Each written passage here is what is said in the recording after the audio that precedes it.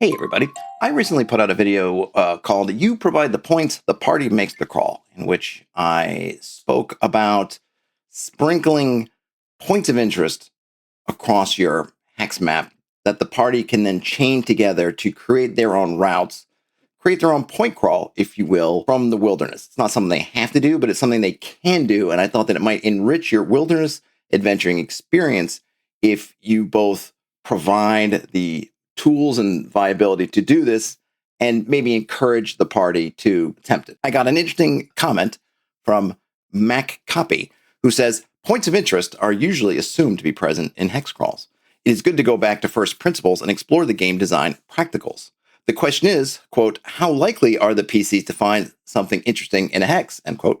The early editions of D&D propose that this be defined by the rules and procedures, but determined at the table to facilitate emergent play. So this is an interesting comment that I think I kind of disagree with at every point. It has a certain vision of the game, which I don't think is really supported by the documents. First of all, there's no one edition of the game, not even back at the start. There was really never a singular D&D. Gary Gygax wrote a letter to the editors of Alarms and Excursions that was printed in issue number 2, dated July 1975. I'm reading from a blog article that reposts the content of the letter. I'm reading from somewhat down the article. The game is complex and complicated. When it was released, it was by no means in a final or even polished form. But were we to sit on it for another few years in order to get it that way? Can a broad fantasy game ever be finished? Of course, we cannot hold off publication, but it was too much fun to keep from others. Dave and I disagree on how to handle any number of things, and both of our campaigns differ from the quote-unquote rules found in D&D. If the time ever comes when all aspects of fantasy are covered, and the vast majority of its players agree on how the game should be played, D&D will have become staid and boring indeed.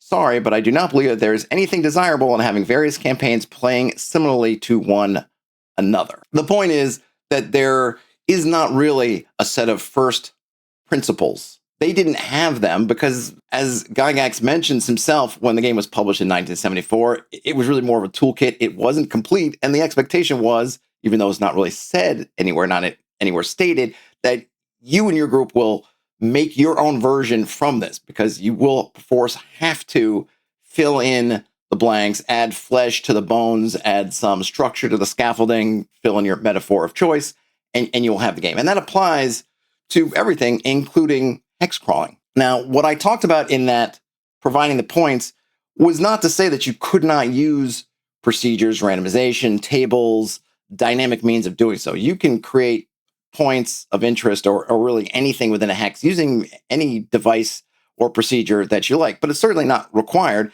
D&D itself, in the white box, the 3 brown books, suggests pretty strongly that you use outdoor survival. And let me read to you from my copy of the Underworld and Wilderness Adventures. I'm going to read from page 15 under the subheading The Wilderness. The terrain beyond the immediate surroundings of the dungeon area should be unknown to all but the referee. Offhand adventures in the wilderness are made on the outdoor survival playing board, explained below. Exploratory journeys, such as expeditions to find land suitable for a castle or in search of some legendary treasure, are handled in an entirely different manner. This manner is not really explained anywhere. But speaking of outdoor survival, they mention that outdoor survival has a playing board perfect for general adventures. Catch basins are castles, buildings are towns, and the balance of the terrain is as indicated. For our purposes, the point here is that the outdoor survival map is not procedurally generated. It has fixed locations that are then converted into gameable locations. Catch basins into castles, and buildings are towns. And if you looked at an outdoor survival map, you could see where those are on the map. Most of the map is empty. There are some water courses and fords and places with animal markings where you can find animals. The idea with the map being the way it is because it's really a game of survival and determination. Therefore, having a lot of the area be essentially void of resources is by design. It is supposed to be that way to emphasize the need to find those few areas where there are resources. There's no mention made of anything that is not a castle or a town or how to generate such if you need them, not to mention all the other kinds of points of interest, because they don't need to be any of those things. If you want to broaden and look at the wandering creatures, we can look at the Monsters and Treasures book, which has a list of creatures with their percent in layers. We could use the percent in layers if we rolled a wandering creature to determine if you found the lair. That lair would be a point of interest, but this, again, is only a specific type of point of interest and doesn't really cover the many, many varieties of things we could find on the hex crawls, merely layers. Beyond the first principles aspect that Mac Oppy spoke about in their comment, there's the concept of points of interest being usually assumed to be present, and the question of how likely it is that the PC is going to find something interesting in Hex. I think the likelihood of finding things is one of those confusing aspects of a hex crawl. By default, in most hex crawls, both classically and I think of the modern type, unless I say otherwise, whatever the interesting thing is in the hex, the party is assumed to find it when they enter the hex. There is not this concept of missing it or some kind of probability attached. Now, folks can add it in there, and if that's your particular philosophy, all the more power to you. But that is not the default assumption. For example, if we look at, say, the Isle of Dread, I'm going to pick the first, or at least one of the first hex descriptions on the main island. It's called the Caves of the Rock Baboons. The party is attracted to a crumbling stone cliff by the noise of many loud hoots, grunts, and shrieks. The sounds come from a 6-foot-high cave opening in the rock wall. A foul stench wafts out of the dark opening, but all the characters can see is a tunnel leading back into darkness. Now, given this is a hex encompassing, I think, 6 miles across, which means there are over 30 square miles of area, there is no assumption here that the party is going to dice to find this. This is the thing that the party will run into the first time they enter the hex. It's a shortcut for, hey, here is the interesting thing in the hex, go to. And then after that, if the party keeps crisscrossing this particular hex, it is very likely that they may wish to avoid it, or they may avoid it by chance, or the GM might invent some other point that's there. But that initial point of interest, the initial thing in the hex is there, and it is the thing that you're going to hit. This rubs some folks the wrong way because they will start thinking about the square mileage, like I just mentioned. Well, wait a minute, there's over 30 square miles. Boy, a single cliff with a cave in it and 30 square miles, that's got to be a 1 in 6 chance, or how that should not even be a thing that the party will necessarily find it. The alternative, if you're dicing for all your points of interest, is it's very possible that your party might just miss everything going through multiple hexes, which isn't the most fun experience. However, if that's how you want to play it, that's how you can absolutely play it that way. And if you're generating things dynamically, if we took this particular encounter and then put on a list with a couple other things and randomly dice to see what we get out of those encounters, there are absolutely ways you can do that, and it can be dynamically satisfying if that's what you want to do.